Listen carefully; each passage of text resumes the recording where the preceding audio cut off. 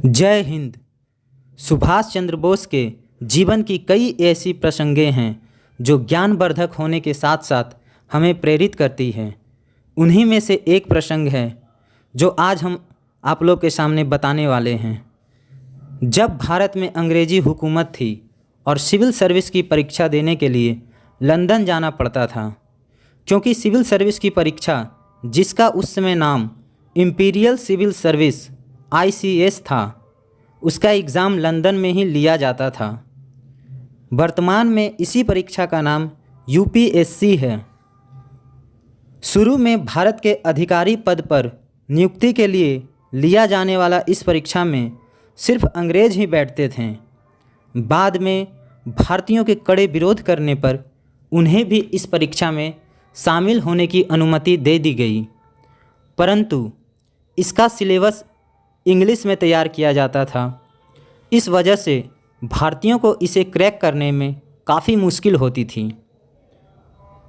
सन 1920 ईस्वी में जब भारत के महानायक सुभाष चंद्र बोस इस परीक्षा को देने लंदन गए, लिखित परीक्षा में वह बहुत अच्छे अंकों के साथ उत्तीर्ण हुए। अब बारी थी इंटरव्यू की। इंटरव्यू लेने वाले पैनल के सभी सदस्य अंग्रेज थे। अंग्रेज नहीं चाहते थे कि भारतीयों का ICS में चयन हो, जिस कारण वह उटपटांग सा सवाल भी पूछ देते थे। जब सुभाष चंद्र बोस उनके सामने गए,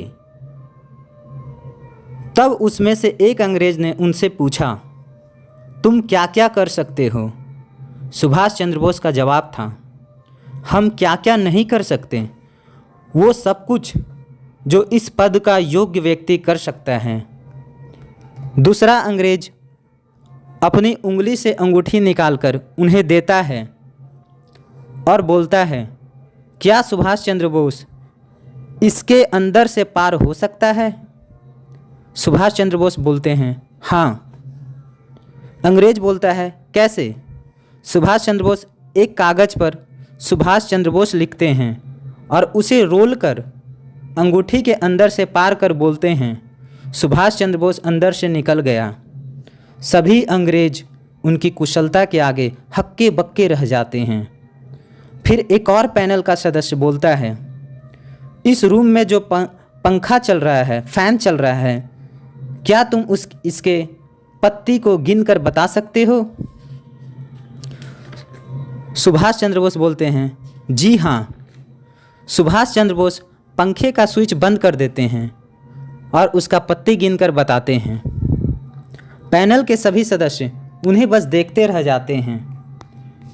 इस प्रकार सुभाष चंद्र बोस इंटरव्यू का परीक्षा भी उत्तीर्ण कर लेते हैं।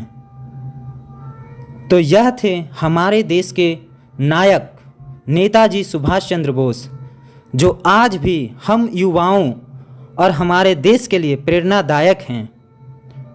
अगर आपको सुभाष चंद्र बोस का यह प्रसंग अच्छा लगा हो तो चैनल को सब्सक्राइब करें।